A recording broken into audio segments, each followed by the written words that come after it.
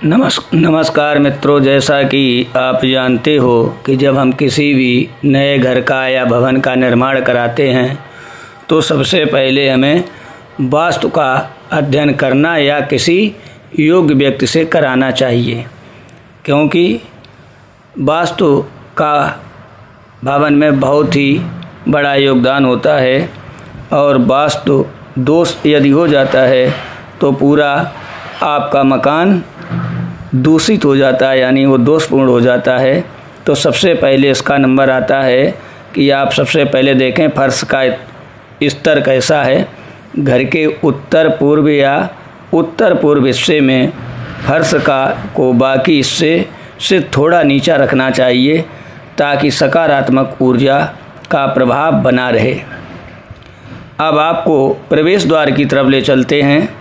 प्रवेश द्वार या मुख्य द्वार या मेन गेट उत्तर पूर्व या उत्तर पूर्व दिशा में होना चाहिए। ये अच्छी गुणवत्ता वाली लकड़ी से बना होना चाहिए या लोहे का स्टील का बनाते हैं। ये ज़रूर ध्यान रखें कि सबसे अच्छा गेट जो है उत्तर दिशा, उसके बाद उत्तर पूर्व और फिर पूर्व दिशा में ये 3 दिशाएं बताई गई हैं। खिड़कियां और गलियां भवन निर्माण के समय पूर्व या उत्तर की ओर चौड़ी सड़कें और दक्षिण या पश्चिम की ओर सकरी गली का होना शुभ माना जाता है।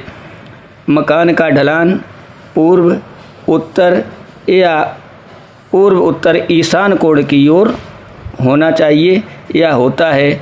इनमें किसी प्रकार का वास्तु दोष नहीं माना जाता है। जिस भवन निर्माण में आप इन 4 चीज़ों का ध्यान रखेंगे कि हमारी फर्श का स्तर कैसा है, प्रवेश द्वार और खिड़कियां और गलियां, उसके बाद ढलान। अब आपको अन्य जो वास्तु टिप्स हैं उनके बारे में बता रहे हैं। रसोई घर को आग्नेय या वायव्य कोण में बनाना चाहिए, जिसमें कोण को प्राथमिकता दें। कपड़े सुखाने के लिए या कपड़े जो हैं उत्तर पश्चिम दिशा में सुखाने चाहिए, क्योंकि यह दिशा वायु तत्व से जुड़ी होती है। इससे कपड़े जल्दी सूखते हैं। कमरों की व्यवस्था में मास्टर बेडरूम को सही दिशा में बनाना चाहिए। बेडरूम सही व्यवस्था न होने पर नींद की गुणवत्ता प्रभावित हो सकती है और जो व्यक्ति उसमें आराम करेगा या सोएगा तो उसको समय समय पर नींद में कमी होगी, चिंता होगी मानसिक, और घबराहट भी हो सकती है, यानी कि अच्छी नींद उसको नहीं प्राप्त होगी।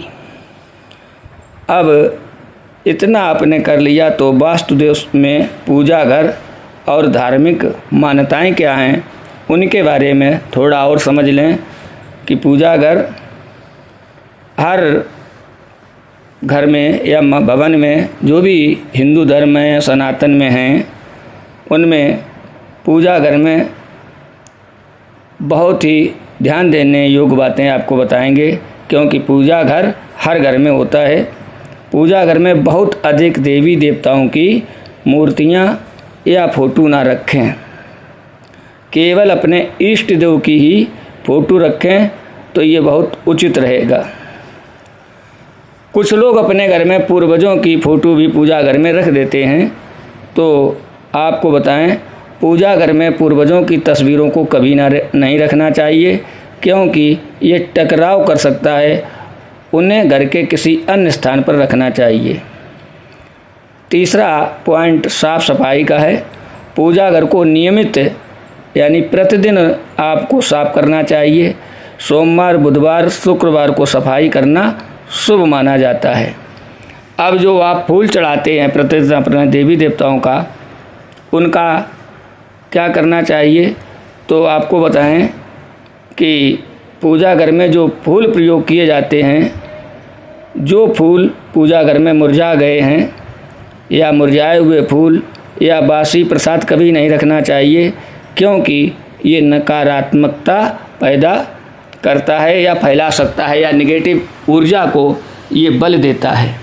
ये तो ये हो गया। अब हर भवन निर्माण में वास्तु दोष तो नहीं हो सकता है, लेकिन हर घर में निर्माण के बाद वास्तु का पूजन अवश्य कराना चाहिए। वैसे गृह प्रवेश कराते समय वास्तु का बहुत ध्यान रखना चाहिए। अगर आप गृह वास्तु का पूजन कराते हैं तो सभी प्रकार के आपके जो भी दोष हैं वो नष्ट हो जाते हैं।